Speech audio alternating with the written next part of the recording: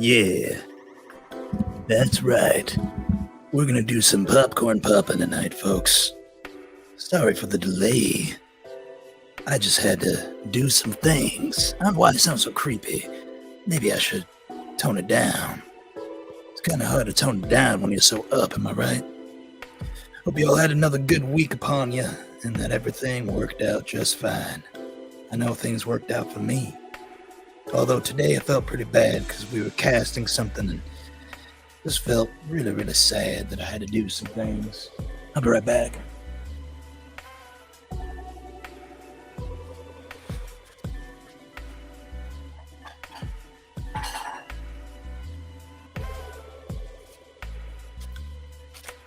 All right, I'm back, folks. Sorry to keep you waiting. As I usually do, we usually wait 2 minutes until people come through anyway.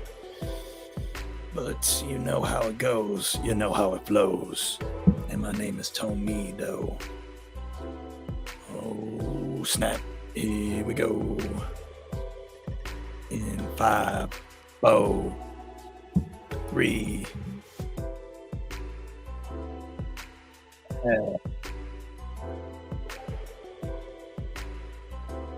2 and 4 coders. 2 and 4 coders? That would be another 3. So I guess we're going back up to 3. All right, in 5, 4, 3, 2. My God, this is not planned out very well. Okay, I think we're good. Let's turn off the music. DJ, turn off the music, please. Thank you very much. Let's go ahead and play some stuff. You got any more water? No! Jeez. You should have bought yourself TK's water bottle. What's that? A bottle to hold your water, fool! I didn't know it was such a necessity. Of course it is. Now you're gonna die with a parched throat as I drink some in front of you. I want to die of thirst. Then you better order one quick. I'm gonna order one right now. Until it comes in the mail, I'm gonna need some space. You may exit. What right now? TK's water bottle. Buy one now before your demon friend eats your face. Self-Care Solutions, your solution to self-care. This is the app for meditation, so breathe in and out. Very good. Breathe in and breathe out. Excellent. Now, breathe in, breathe in, breathe in, breathe in, breathe in, breathe in. Keep going. Breathe in. Breathe in. I can't breathe What? in anymore. What was that? I can't breathe in anymore. Yes, you can. Just breathe in. Yes, you can. Breathe in. Try eating the air. There you go. Eat it. Now, once you're done eating it, hold your breath for 17, 16. Why are you starting so hot? What? You made me lose my train of thought. I'll have to start over. 17, 16, 15, 14, 13, 12, 11, 10, 2, 1, breathe out. Are you breathing out? I'm gonna have to start over. 17, 16. Hello! Hi. Hello! Hi. Hello! Hi. Hi. Oh, Eric.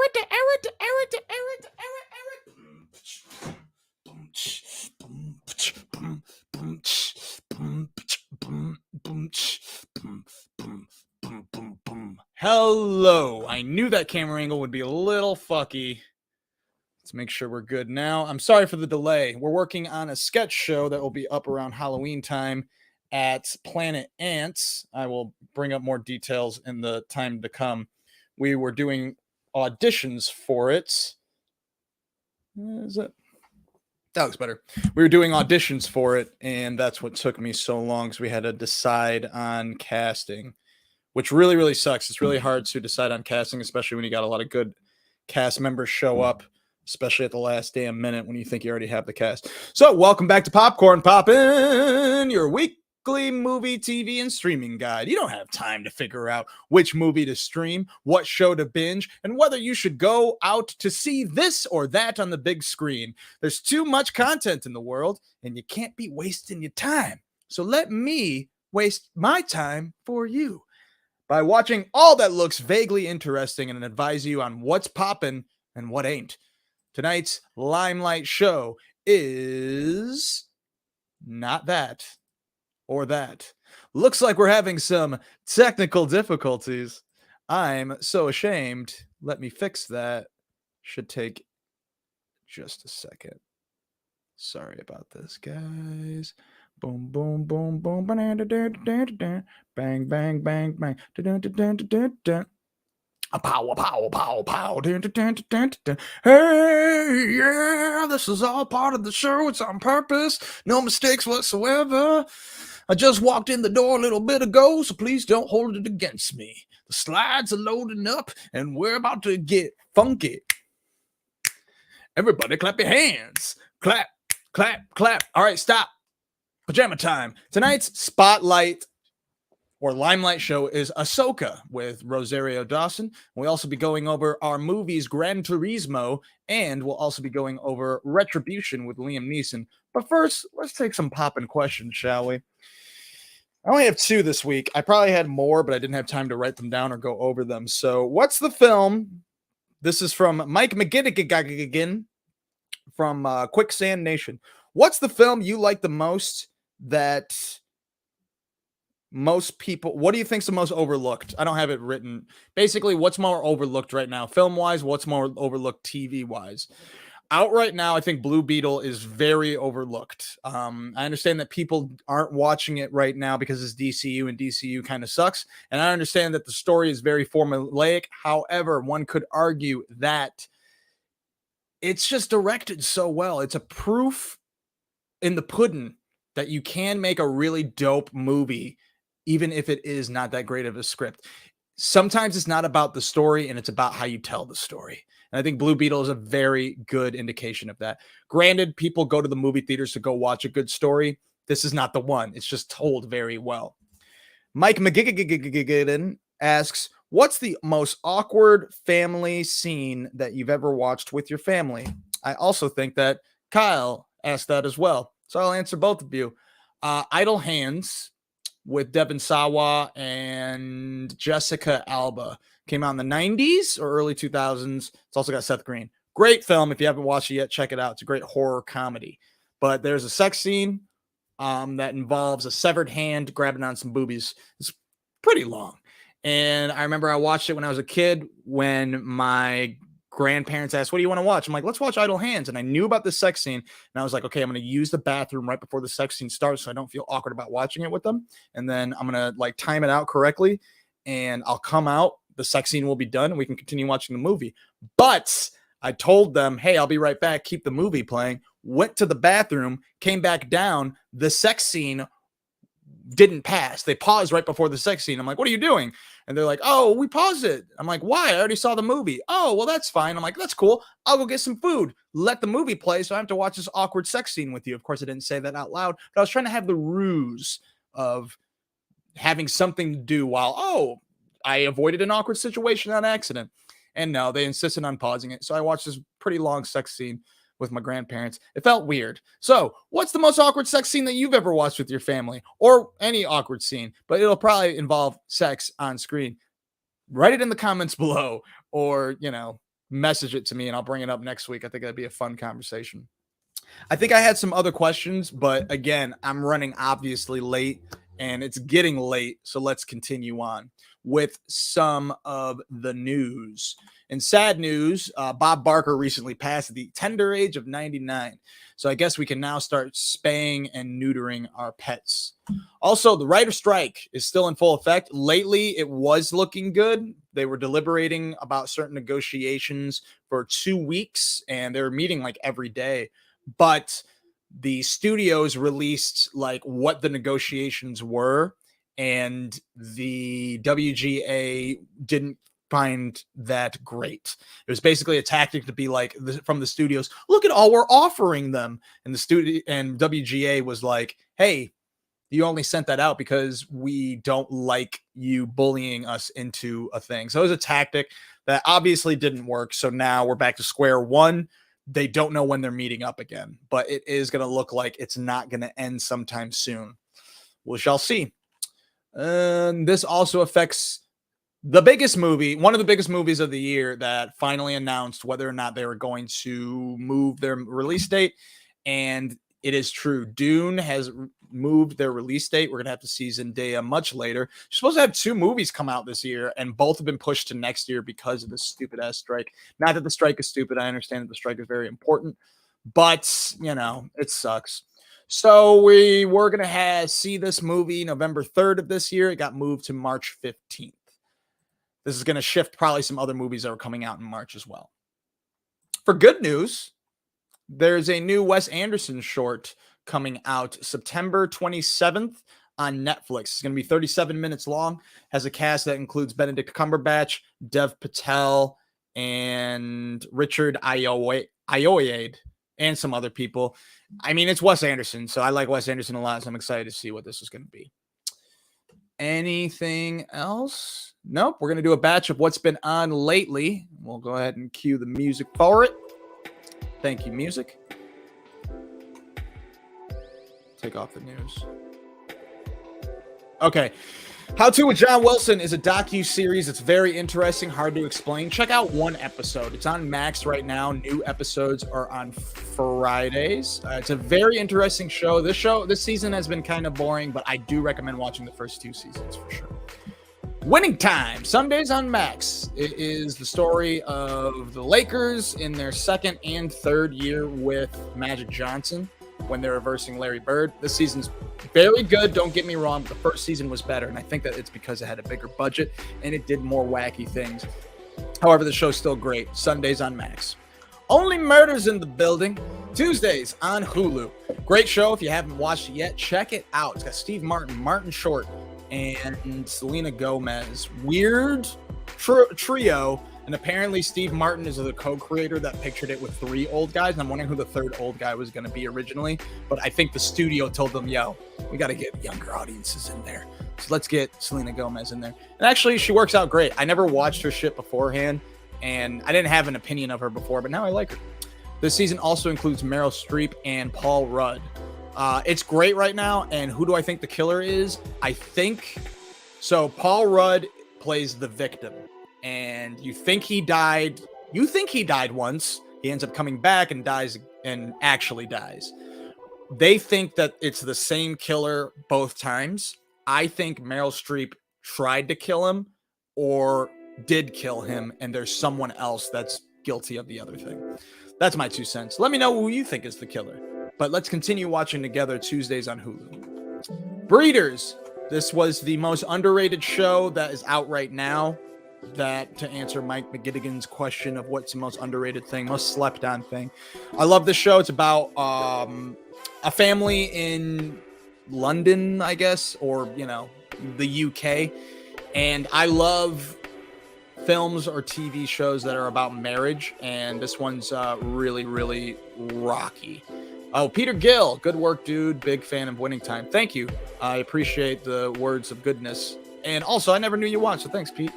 But Breeders, very, very good. It's a great dramedy. More comedy than drama, but Martin Freeman, he came up with the idea. It's a dope show. I highly recommend it. Reservation Dogs. Whoops. Tuesdays on Hulu. This is their final season. I will say so far, probably their weakest season. I dig the show. It's still great. It's just kind of boring. Like, they had one episode is a full-on, like, episode that takes place in the 70s or the 80s. It's just not that interesting because, yeah, sure, we know the older versions of these characters, but I want to watch the show about the reservation dogs. But one thing that the show does very well, specifically in their first season, is talking about the whole town. I can't remember what town it is, but the whole reservation. It's not only about the dogs. This season, since it's their final season, I'd rather it be more about the reservation dogs. Warrior, their new season has ended. Hopefully they'll get a season 4. I'm in the middle of season 2 right now, and then you can watch this on Max. All of it. It's great. It might not get a season 4 because it survived a cancellation from Cinemax, I believe, when Max picked up the show for the 3rd season because it has a cult following. I don't know if season 3 is even that great. Hopefully it is because I'm digging season 2. Justified, City Primeval. The final episode, depending whether or not they do another season, which Timothy Olyphant said that he is willing to do more, is airing Tuesday at 10 on FXX and Hulu the following day. This stars Timothy Olyphant as U.S. Marshal Raylan Givens, a modern-day Old West cowboy from Kentucky, saving Detroit. I love this show, and it had a very good twist in a recent episode. It's a great twist, and I don't want to be one of these, like, I don't want to make this sound like a woke thing, but it seems like they're saying the corrupt Detroit can only be saved by a white cowboy from the South. And that doesn't, I would rather them say Detroit can save itself from corruption. It's just something I think. Peter asks, what's your thoughts on Billions or Succession? I love Succession. I think it's a very great show. The final season actually, I will say the last 2 seasons were different because they weren't all together. The first 2 seasons were much stronger for Succession because they were all together. And I loved all of them, even though they all hated each other, they were all together. Season 3, it's Kendall versus the rest of the family, basically. So they were all over the place. I like them all together. Just like the Reservation Dogs. I like all the Reservation Dogs together, not separate. But they do have chances to shine separately. Overall, Succession is a great show, and I liked how they did the final season. It was very organic, and I loved the end of it. Billions, I watched the first 2 or 3 seasons before, I can't remember his name, but before a certain character left the show, and apparently he's back for the final season, I stopped watching it because it kind of seemed like the same thing. But I love Paul Giamatti, and I would be down to finish the show sometime, especially Damian Lewis. Damian Lewis left, and apparently he's back for the final season. So now I'm more interested in continuing the show. But thanks for your question. Minx, Fridays at 9 on Stars. I'm an episode behind, but I really dig this new season, man. I would like to see Jake Johnson in more shit than just Minx. I love his character in this, and I love Jake Johnson. And it's kind of hard for a show with this kind of message to have Jake Johnson in a shining role. But I feel like he's underused this season. And I get that's kind of the point of his arc. I just wish that there was more of him. He's so great. But I highly recommend the show. I like this second season a lot. The episode that I watched was okay, but I do love this season. We got another question. No problem, Peter. Keep asking away. And anyone else can ask away as well. This is the first time I've had questions besides Novocaine asking questions. Harley Quinn, Max on Thursdays. I love this show. If you like DCU funny shit, check it out.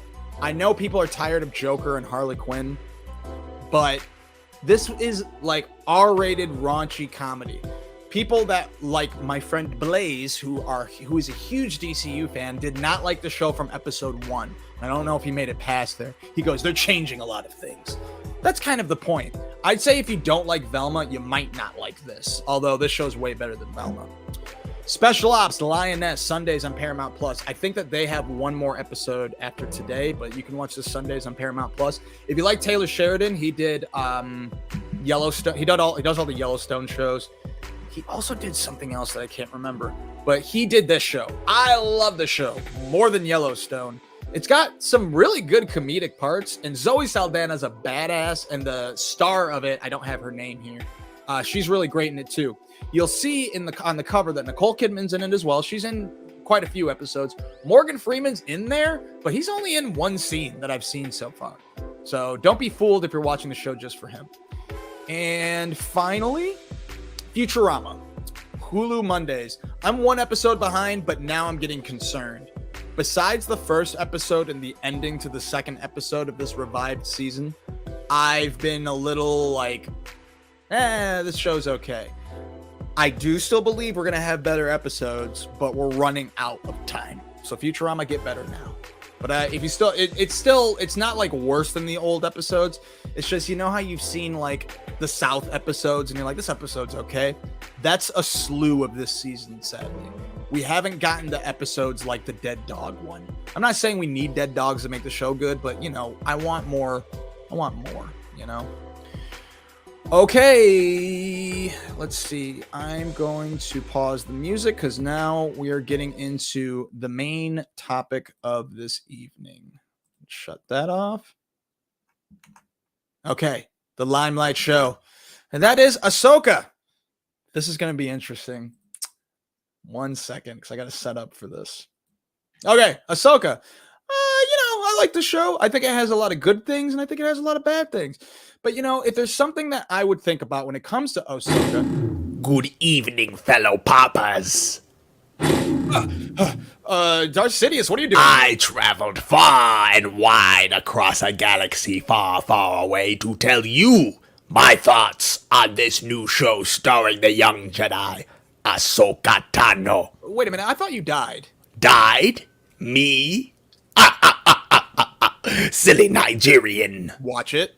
I am Darth Sidious, the most important, sinister, and unstoppable villain in all of cinema. Think about it. I was a main villain in episodes 4, 5, and 6, 1, 2, and 3, and even the final boss in episode 9! Even J.J. Abrams had to bring you back from the dead to help save the franchise. You fool! I never died. I was just resting. Shouldn't you be wearing a cloak? What's with the hoodie? It's laundry day. Enough chitter-chatter! All right, sorry.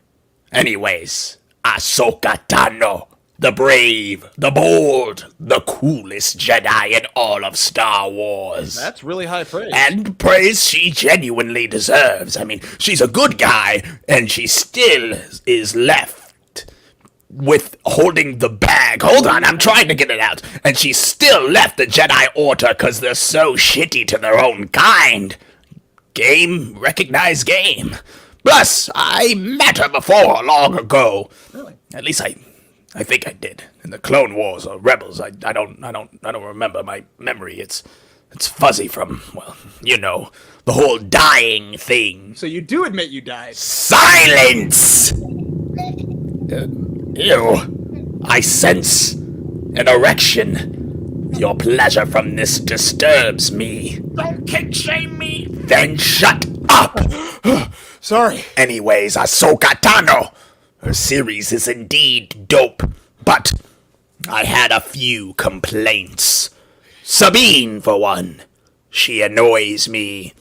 She always has, to be honest, but she's particularly annoying in this. It's not the actress's fault either, by any means. It's just her Mandalorianness, and oh god, am I tired of Mandalorians. We have too many helmets in Mandalorian and Boba Fett already. Yet, this does stick true to her culture. Plus, Jon Favreau probably only gave Dave Filoni the go-ahead for this show because he's hard for helmets and stipulated bringing Sabine back to complete his weird helmet fixation. She is a bit annoying, but I hope she gets less so later on. We shall see, and I shall report back next week for episode 3. Oh. What? You're coming back? Yes. Don't you enjoy my company? I mean... How dare you! Cease! Shit! Talking! Anyways, farewell, fellow papas. Darth Sidious, everyone. Thanks for stopping by. Whoops. So, he choked me so good. Besides my erection, I almost passed out, like for reals. Anyways, he brings up some good points, but here's what I think. If you don't know Ahsoka, she is one of the coolest Jedis in all the land. Absolutely reigns true. She had a 2-episode premiere on Wednesday on Disney+. You can watch them right now on Disney+. And this is a show I've been very excited about. If you're not a big Star Wars fan, watch Star Wars. Because you got to watch Star Wars, If you're not into it, fine. I liked Star Wars. I didn't love it until I watched Clone Wars and Rebels. Dave Filoni, he did those shows. Like, George Lucas gave him the blessing to do those shows before Disney bought out Star Wars. And they were so fucking good. It's the best part, besides Mandalorian, of Star Wars. Dave Filoni's universe is the best. And Jon Favreau brought Dave Filoni into the universe by bringing Ahsoka in here and giving Ahsoka her own show. She was on Clone Wars and in Rebels as well. This show is like the exact sequel to Rebels. Just like Last of Us, the television series, I loved it so much. And apparently everyone else did. However, I feel as if I didn't watch that show, I wouldn't find the show. If I didn't play the video game, I wouldn't like the television show that much. Granted, there are tons of people that haven't played the video game that love Last of Us. I'm surprised. Same thing with Ahsoka, the television series. If I didn't watch Clone Wars or Rebels, I don't think I'd find the show that interesting because the exposition in the first episode is all about catching us up to who Sabine is, who Ezra is, who are all these characters and this planet Lethal and like all these things that are happening that people are not that familiar with if you didn't watch Clone Wars or Rebels. Now, if you have, then you must know how exciting this is because it is extremely exciting. But yeah, I loved everything. I loved these episodes so much. From the opening music with the crawl in red font, all you needed was the voice from Clone Wars reading it off, just like the old days. Ahsoka, I love Rosario Dawson. In general, I love Rosario Dawson, but I love Rosario Dawson's interpretation of Ahsoka as an older Ahsoka. Sure, we had a teenage Ahsoka that was like fun and quippy and would talk shit that other people were not getting with, but this is years later. She has seen some shit that we don't even know what she's seen. So she's keeping her cool. She's always calm. And even when Sabine pisses her off, you can see her frustration, but she wears it like a Jedi to be calm, cool, and collected. And I love Rosario's take on it. Huyang, the droid in this, he's all right. He was in Rebels and he may have been in Clone Wars as well. I'm not sure. I don't remember much about him, but he's a cool droid to have in here. Hera, played by Mary Elizabeth Winstead. Yes. Yeah. I love Mary Elizabeth Winstead and I love her in this, but I'm getting tired of only seeing holograms of her. Granted, in episode 2, she's in it more and she actually does because she's the best, dare I say, pilot in all of Star Wars. I said it, Han Solo. She's fucking great pilot, and they show her do some cool piloting in this. In episode 2, they bring Chopper back, which is super fucking dope. Super awesome. But let's go on to Sabine, because Darth Sidious had some points. The opening rebel of Sabine and her opening, it shows her with really hardcore metal music of this like younger, angsty person that maybe many people aren't familiar with, driving down, and you're like, oh, what's she gonna do? Because the cops are after her, and the music builds up, and she does a thing that wasn't like that great to me, and the cops run away. You're like, okay, I guess. Now I am biased because I didn't think that much of Sabine in Rebels. I have nothing against her. I just didn't think that much of her until the end. She is a Mandalorian. That's absolutely true. So she is angsty. She is hard-headed. But she's really annoying. Like, there's a scene where Ahsoka tells her, hey, you have this map in your hands. I don't want it to be leaving this ship. And she goes, but I want to take it off. And Ahsoka goes, that's the most important thing in the universe right now, or the galaxy. And she goes, yeah, I know. And Ahsoka goes, I want you to hold on to it anyway. Here, don't leave. Of course, not only does Sabine take the fucking map, but she takes zero precautions in being safe with it. She goes home. She doesn't lock the door. She doesn't. It was very annoying. And of course, the map was taken instantly, and Sabine got fucking stabbed. Anyways, it was super dope. I don't want to talk too much about this because we spent a segment on it, but Ahsoka is awesome. I'm very excited to see what's to come. I'm very excited to see what the mysterious fallout is between Sabine and Ahsoka. I do find it strange that Sabine was being trained as a Jedi, because she was just dope as being a Mandalorian. I'd just rather her not be a Jedi, but in any case, whatever. More power to the lightsaber holders. I'm interested in Ray Stevenson's apprentice character, the girl with the piercing eyes. What's her story? And I didn't like, because in Rebels, it seemed like Ezra and Sabine were like, you know, a romantic maybe type of thing. But in this, he's like, I think of you as a sister. And I'm like, what? I remember the other way, but whatever. I'm excited to see what they're going to do. I trust Dave Filoni. So Poppin or not, it is definitely Poppin. I love it. I love it. I love it. Check it out. And if you haven't watched Clone Wars or Rebels yet, check out both. You will not be disappointed. Spotlight Films, Gran Turismo. I talked a little bit about this last week. You can watch this in theaters right now. You might see in the trailers that this is the Rocky of race car movies, and that may sound very silly, but this movie has some of the best montage scenes I've seen in any film. I'm not going to say the best ever, but some of the best montage scenes. Very well made. This director is Neil Blomkamp. He did District 9, Chappie, Elysium. Excellent director. Chappie was okay, but District 9's dope. District 10 may happen if this movie does well enough. I'm not sure how it's doing in the box office. This show ain't about the box office numbers. This is about me telling you whether or not it's popping. I will say this is based on a true story. People think that this is a Gran Turismo movie just based on the video game, but apparently there was a contest because Gran Turismo's video game-ness is very close to real-life race car driving, and they did have a contest for gamers to have an opportunity to compete to become an actual race car driver sponsored by Nissan.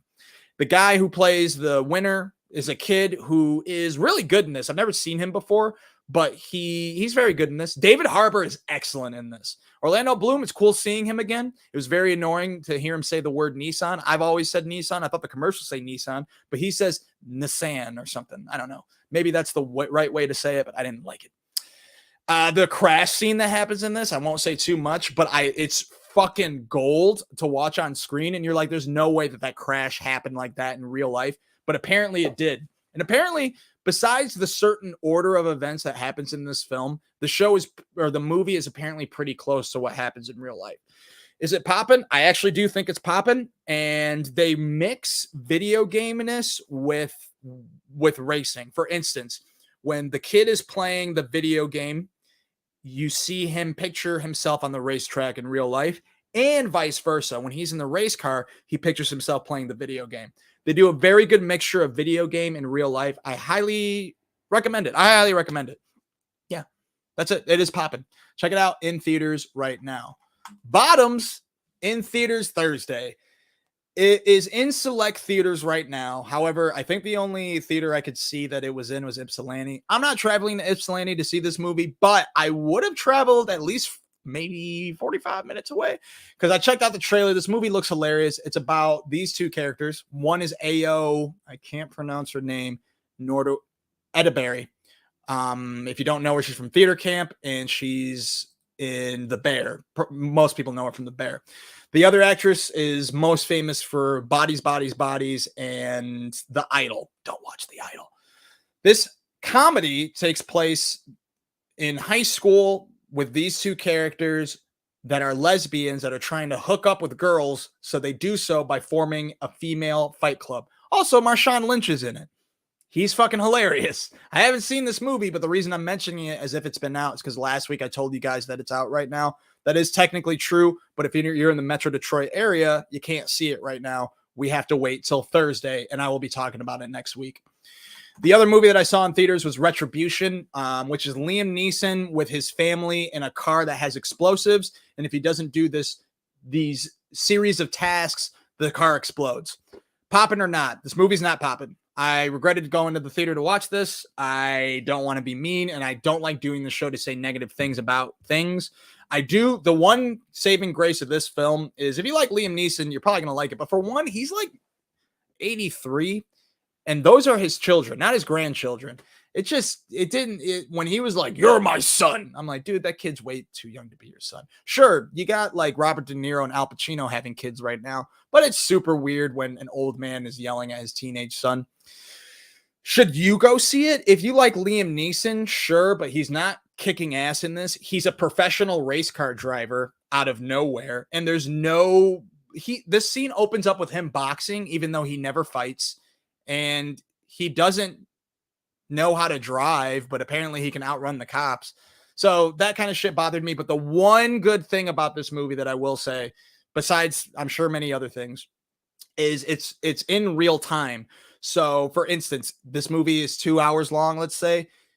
It takes place over the span of 2 hours. That I liked a lot. That way it's moment to moment and it's more suspenseful. But overall, I wouldn't go to theaters to see this.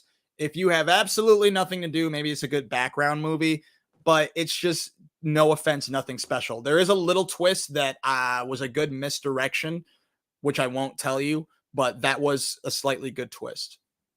Yeah. All right. On streaming, we have You Are So Not Invited to My Bat Mitzvah, which is on Netflix Friday. This is the most adult Adam Sandler film that also doesn't star Adam Sandler. It stars his two daughters. Actually, one of the daughters is not the star. She just plays the sister of the star. But the starring Sandler is excellent in it, I will say. And her best friend, really good in it as well. I think this movie has a lot of heart, and this first half specifically is actually like, wow, this is actually a really well-made film. But the second half of the film is more about her feeling bad about breaking off her friendship or disinviting her best friend. But I got to tell you, she shouldn't feel bad, in my opinion.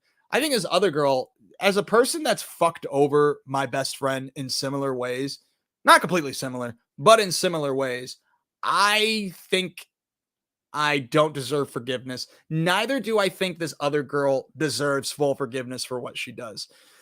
If you agree with me, let me know. If you disagree with me, let me know. But the second half of the film is more formulaic with most Adam Sandler films. And the movie is a comedy, but it is geared towards a younger audience. And it is much more of a family film. There were some weird... There's a queefing joke that happens twice that made me feel very uncomfortable. But overall, Poppin' or not, I think the movie is Poppin'. It is. I'm serious. It's like the most mature Adam Sandler movie, most mature Happy Madison movie, because Adam Sandler does serious movies like Uncut Gems or Punch Drunk Love. So if you like Adam Sandler movies, I think you like. If you like 50 First Dates, I think you'd like this. If you like Billy Madison, I don't think you'll like this. If you like Happy Gilmore, I don't think you'll like this. If you like Click, I think you'll like this. Take that how you will. You can watch it on Netflix right now. I don't know why that says Friday. The other streaming movie, and then we'll talk. Oh man, this is a long ass episode. Oh, the other streaming movie that I watched. This is the last one I watched, and we'll talk about next week. Vacation Friends 2. If you haven't seen Vacation Friends 1, go watch that fucking movie. It's one of the most underrated comedies ever, I will say. I thought everyone would be talking about this. John Cena has found his niche when it comes to comedy. I love, and I can't remember her name. I love Lil Rel, and the white chick in this is really good. But the girl from Insecure, I can't remember her name, and I was supposed to write it down. Yvonne Orji. I'm probably saying that wrong. I have a crush on her, but also she's fucking dope. She has more to do in this movie, so that was one thing I was thankful for. I thought she was underused in the first film. But check out this movie, man. This movie is different because they add Steve Buscemi. And I love Steve Buscemi. But the second half of this movie is ruined from his character because the things that they go through are like running from like drug dealer people and shit like that. And even though that could be funny on vacation, it drags the movie down and it's not as funny. The first half of the film's gold. I loved it. And the second half, you'll see what I'm talking about. Overall, Poppin' or not, I do think it's Poppin'. I don't know if that's grammatically correct, but it's Poppin'. You have to watch 1 because 1 is the superior film. And Steve Buscemi's still really great in 2, but they did this weird shift in story in the second half that I didn't love. So you can find out for yourself. It is already on Hulu. It's not coming out Friday. So check out both movies on Hulu right now. And for the coming attractions of next week, what we will be talking about are the following. Equalizer 3 with Denzel Washington. You can watch Equalizer 1 on Stars right now. You can watch Equalizer 2 on Hulu right now. 3 is in theaters soon. Dakota Fanning is coming back, even though she's not in any of the Equalizers. Remember them two together in Man on Fire? Well, she's back for this. That's pretty exciting. And what else is coming out next week? Bottoms. We talked about this Thursday. So if you're looking for an action movie, check out Equalizer 3. I like both Equalizers. I just wish that there was a different sequel to one of Denzel Washington's other movies, but I'll take Equalizer 3. Action, comedy, Bottoms. Check out the trailer. Tell me I'm wrong. It doesn't look funny. The Good Mother. Check out the trailer. I don't know if I'll be seeing this, but I think Hilary Swank is an underrated actress, and I'm excited to see what she's going to bring to the table with this film. Olivia Cooke, I fucking love. She's a slept-on actress. She's in House of Dragons. Check out this trailer and tell me it doesn't look good. It's in theaters later on this week. Television-wise, I'm not going to have much to say about One Piece because I only watched like 20 episodes when it first came out of the anime. There's a gajillion episodes. So I'm not going to watch all of those. But If you don't know what One Piece is, it's the most popular anime ever made, apparently. And they're making a live action adaptation that's going to be on Netflix starting Thursday. And apparently the guy who does One Piece, the anime, was very involved with this television series. So people are very optimistic about the series. And so I'm pretty excited for it. Thursday, Netflix. What else? Power Book fucking 15 Force starring Tommy is returning for their second season on Friday on Stars. I can't watch this because I've watched Power, but I haven't watched the spinoffs. I hear good things and I hear bad things, but I am going to resume that pretty soon. I got to watch Ghost, Killing Kanan, and Force. I think I'm missing another. Disenchantment. I don't watch this show anymore, but in case you do, it's from Matt Groening, who did I think it's from Matt Groening. It's from Simpsons people. Their final season is going to be on Netflix Friday. I watched the first 2 seasons. It's pretty good. Obviously I quit, but maybe I'll resume for it. Also, Wheel of Time. No, Archer, another show that I quit, but maybe you'll be interested because their final season begins Wednesday, I believe, on FXX, and I think it'll be Hulu next day.